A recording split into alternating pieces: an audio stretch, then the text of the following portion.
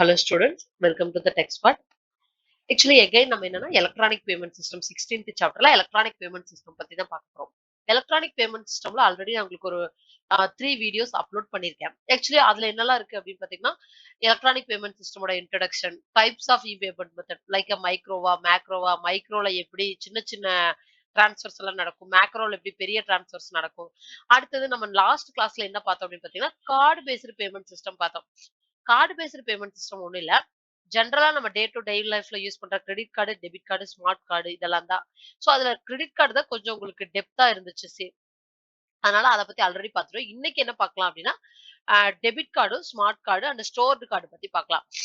இப்ப credit கார்டுக்கும் debit கார்டுக்கும் என்ன difference அப்படிங்கறது நான் லாஸ்ட் கிளாஸ்லயே உங்களுக்கு சொன்னேன். இப்ப வந்து கிரெடிட் கார்டு அப்படின்னா இப்ப நம்ம எந்த பேங்க்ல போய் ஒரு கிரெடிட் கார்டு வாங்குறோமோ, அந்த பேங்கே நமக்கு சம் அமௌண்ட் கடன் மாதிரி ப்ரீவியஸாவே குடுத்து வச்சிருக்கோம். அந்த கார்ட்லயே இருக்கும். எப்படி சொல்றது? ஒரு 1 லாக் ரூபி அப்படின்னா, அந்த 1 லாக் ரூபி அந்த கார்ட்லயே இருக்கும். நமக்கு எப்பல்லாம் நீட் இருக்கோ அப்ப யுட்டிலைஸ் பண்ணிட்டு, அந்த பில் ஜெனரேட் ஆகும்போது நம்ம அந்த பேமெண்ட்ட வந்து மந்த்லி பண்ணிக்கணும். சோ என்னன்னா, இப்ப கரண்டா மேபி நம்ம கிட்ட அமௌண்ட் இல்ல அப்படின்னா, சோ அந்த மாரி டைம்ல நமக்கு அந்த கிரெடிட் கார்டு யூஸ் ஆகும் அப்படின்னு சொல்றாங்க. சோ கிரெடிட் கார்ட்ல அட்வான்டேஜ், டிஸ்அட்வான்டேஜ் கிரெடிட் கார்டு எப்படி இருக்கும்? அது ஒரு பிளாஸ்டிக் கார்டு அத பத்தி தான் லாஸ்ட் கிளாஸ்ல பார்த்திருக்கோம். இப்ப இன்னைக்கு என்ன பார்க்க போறோம் அப்படின்னு பார்த்தீங்கன்னா, டெபிட் கார்டு பத்தி பார்க்க போறோம். டெபிட் கார்டு உங்களுக்கு அவ்ளோ டெப்த்தா இல்ல. ஏன்னா கிரெடிட்டும் டெபிட்டும் மோர் ஆர் லெஸ் ஒரே கார்ட் எல்லாம் ஒரே மாதிரி தான் வொர்க் ஆகும். அந்த பேமெண்ட் சிஸ்டம் தான் டிஃபரெண்டா இருக்கும். இப்ப டெபிட் கார்டுக்கு நமக்கு பே எல்லாம் பண்ண தேவையில்ல. இப்ப டெபிட் கார்டு அப்படிங்கிறது ஜெனரலா ஒரு ஏடிஎம் கார்டு தான். நம்ம ஏடிஎம்ல போய் ஸ்வைப் பண்ணி எடுத்துக்கிறதுக்கு யூட்டிலைஸ் பண்ணுவோம். ஆனா கிரெடிட் அப்படிங்கிறது அது அது வந்து நம்மளோட காசுன்னு சொல்ல முடியாது. அது நம்ம கடன் வாங்குன ஒரு அமௌண்ட் மாதிரி. அந்த அமௌண்ட் நம்ம கிரெடிட் கார்டுல இருக்கும். அத நம்ம என்ன பண்றோம்? யுட்டிலைஸ் பண்ணிட்டு மந்த்லி பில் பே பண்றோம். ஆனா டெபிட் எப்படின்னா நமக்கு சேலரியோ, இல்ல நம்ம ஒரு பிசினஸ் பண்றோமோ, அதுக்கான அமௌண்ட் வருது. இல்ல நீங்க ஒரு அக்கவுண்ட்ல அமௌண்ட்ட ஸ்டோர் பண்ணி வைக்கிறீங்க. அந்த அமௌண்ட்ல இருக்கிற அக்கவுண்ட்ட யுட்டிலைஸ் அந்த அக்கவுண்ட்ல இருக்கிற அமௌண்ட்ட யுட்டிலைஸ் பண்றதுக்கு தான் ஏடிஎம் கார்டுன்னு சொல்லுவாங்க. நான் சொன்னேன்ல இப்போ பிஃபோர் 10 டூ ஒரு 20 இயர்ஸ்லாம் என்ன சொல்லலாம்னா, நம்மகிட்ட ஏடிஎம் கார்டு எல்லாரும்லாம் வச்சிருக்க மாட்டோம். என்ன பண்ணுவோம்னா, நம்ம we are going to the bank. Bank போய் சலான் ஃபில் பண்ணி அமௌண்ட்ட எடுத்துட்டு வருவோம். ஆனா இப்ப பேங்கே நமக்கு என்ன ரெஃபர் பண்ணுதுன்னா, வி ஹேவ் டு நம்ம எல்லாருமே கண்டிப்பா ஏடிஎம் கார்டு வச்சுக்கணும். ஏன்னா, டைம் மிச்சம் தானே. இப்ப ஏடிஎம் இப்போ பேங்க்ல போயிட்டு லைன்ல நின்னு சலான ஃபில் பண்ணி நம்ம அன்னைக்கு டேக்கு தேவையான அமௌண்ட் எடுத்துட்டு வரது ரொம்ப கஷ்டம். அதே மாதிரி இப்போ பேங்க்குக்கு டெய்லி போய் அமௌண்ட் எடுத்துட்டு வர முடியாது. இப்ப இந்த மந்த்துக்கு தேவையான அம் மொத்த காசையும் தான் எடுத்துட்டு வரணும். ஆனா ஏடிஎம் கார்டு அப்படி இல்ல. அங்கங்க ஏடிஎம் இருக்குங்கிறனால, நமக்கு தேவைக்கு ஏத்த மாதிரி இந்த வீக்கு தேவையா? இல்ல இன்னைக்கு டேக்கு தேவையா? எப்படி அமௌண்ட் தேவையோ, அந்த டேக்கு தேவையான அமௌண்ட்ஸ வந்து நம்ம ஈஸியா எடுத்துக்க முடியும். அந்த மாரி நெறைய அட்வான்டேஜஸ் இருக்கு. சரி ஓகே. டெபிட் கார்ட்னா என்ன அப்படின்னு உங்க புக்ல குடுத்துருக்காங்க அப்படின்னா, டெபிட் கார்டும் ஒரு எலக்ட்ரானிக் பேமெண்ட் கார்டு தான். எப்ப அப்படின்னா where the transaction amount is deducted directly from the card holder bank account upon authorization. என்னன்னா கார்டு ஹோல்டர் பேங்க் அக்கவுண்ட்ல இருந்து டைரக்டா அமௌண்ட் வந்து டிடக்ட் ஆகுது டிரான்சாக்ஷன் பண்ணும்போது. இப்ப நம்ம போய் ஏடிஎம் கார்டை கொண்டு போய் ஏடிஎம்ல போட்டு டெபிட் கார்டை கொண்டு போய் ஏடிஎம்ல போட்டு அமௌண்ட் எடுக்கிறோம்னா நம்மளோட உடனே உங்களுக்கு மெசேஜ் வந்துரும்ல, நம்மளோட பேங்க் அக்கவுண்ட்ல இருந்து என்ன ஆயிரும் அப்படின்னு பாத்தீங்கன்னா அமௌண்ட் வந்து டிடக்ட் ஆயிரும். அப்பான் ஆத்தரைசேஷன் அப்படின்னா நீங்க ஏடிஎம் கார்டு போடும்போது என்ன பண்ணுவீங்க அப்படின்னா பின் நம்பர் போடுவீங்களா? சம்திங் 4 டிஜிட்டோ 6 டிஜிட்டோ நீங்க ஒரு பின்ன செட் பண்ணி வச்சிருப்பீங்க உங்க ஏடிஎம் கார்டுக்கு. அந்த பின் நம்பர் போட்டு நம்ம என்ன பண்ண போறோம்னா அமௌண்ட்ட எடுத்துக்க போறோம். இதுதான் என்ன சொல்றேன்னா ஒரு பேசிக் டெபிட் கார்டோட யூசேஜ் அப்படின்னு சொல்லலாம்.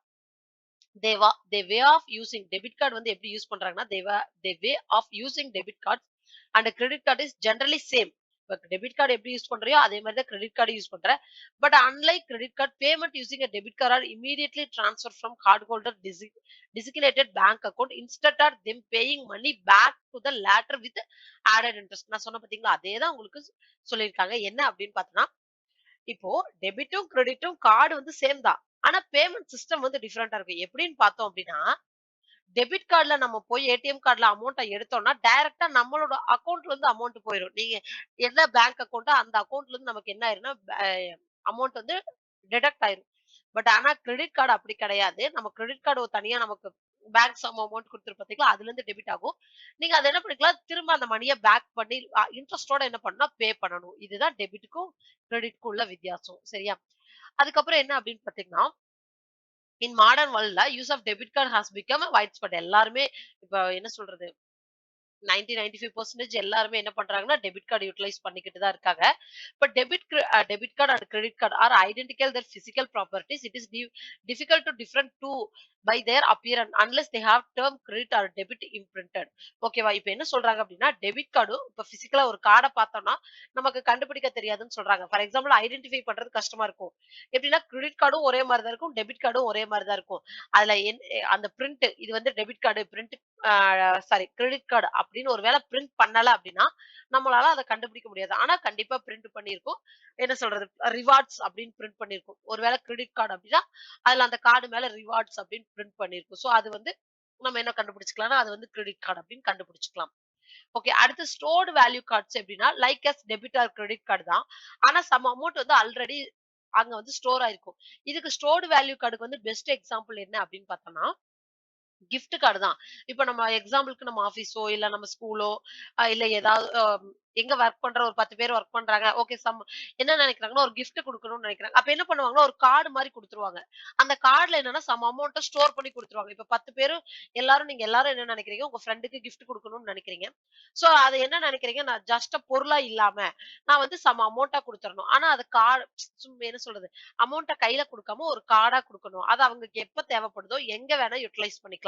சோ அந்த மாதிரி கார்டு தான் கிஃப்ட் கார்டு. சோ அது என்னன்னா பிரியரா அதுல சம் அமௌண்ட் நம்ம தான் ஸ்டோர் பண்ண போறோம். சரியா?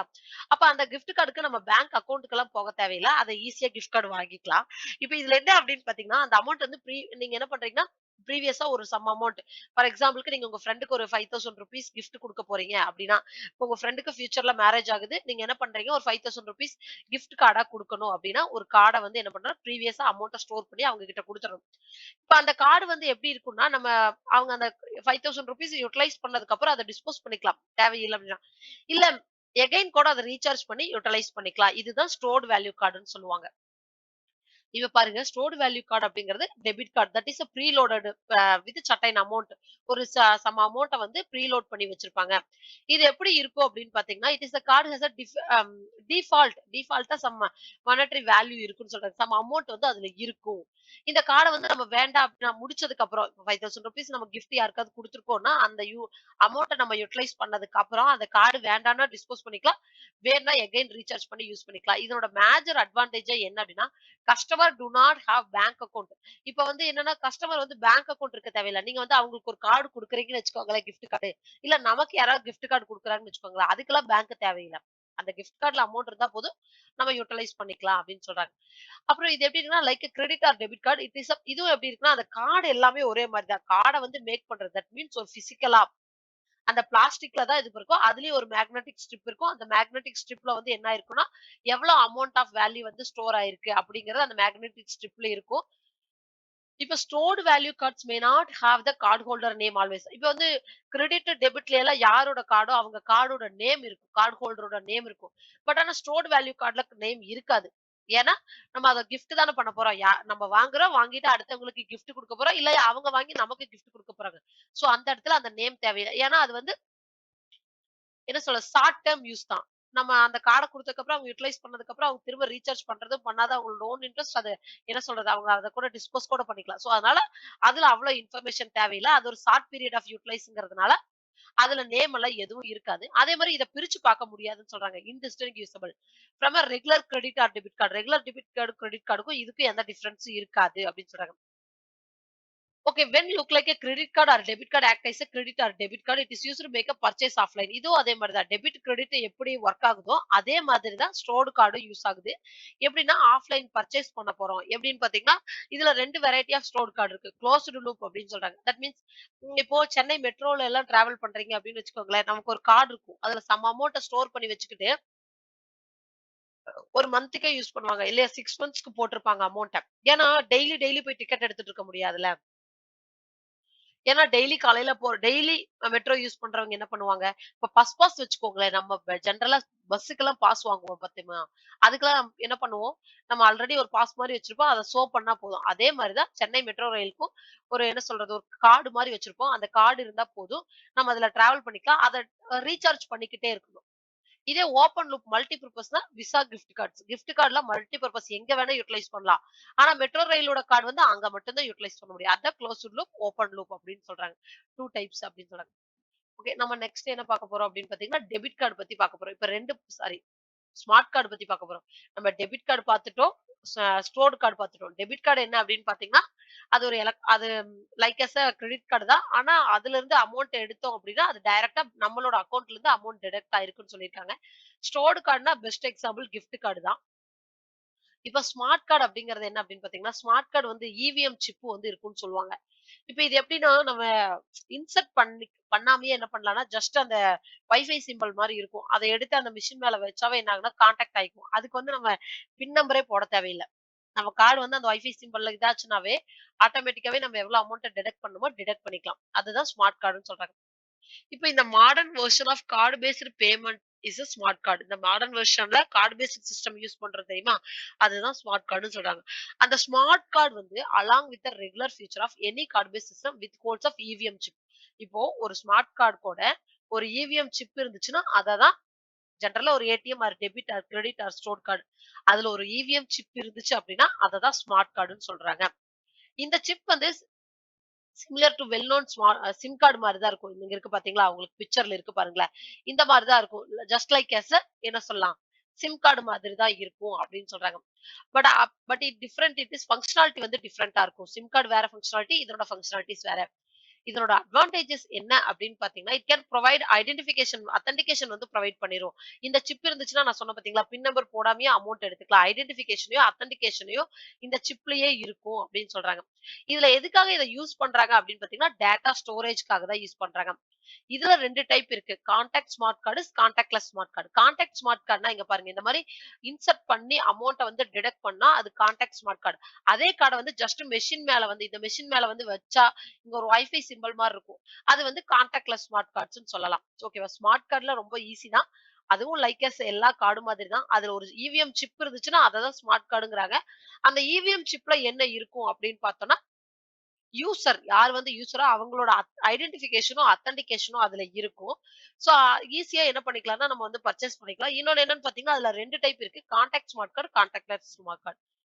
ஓகேவா? இப்போ எலக்ட்ரானிக் அக்கவுண்ட் ட்ரான்ஸ்ஃபர் வந்து நான் உங்களுக்கு நெக்ஸ்ட் கிளாஸ்ல நடத்துறேன். இந்த கிளாஸ்ல நம்ம இதோட கார்ட் பேஸ்டு சிஸ்டம் வந்து நமக்கு கவர் ஆயிருச்சு.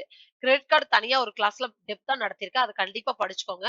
அதுக்கப்புறம் நம்ம இந்த கிளாஸ்ல என்ன பார்த்தோம்னா, debit, ATM sorry stored card, இன்னொன்னு என்னன்னா ஸ்மார்ட் கார்டு பத்தி பார்த்திருக்கோம். ரிமைனிங் வந்து நெக்ஸ்ட் கிளாஸ்ல பார்க்கலாம். Thank you. பாய்.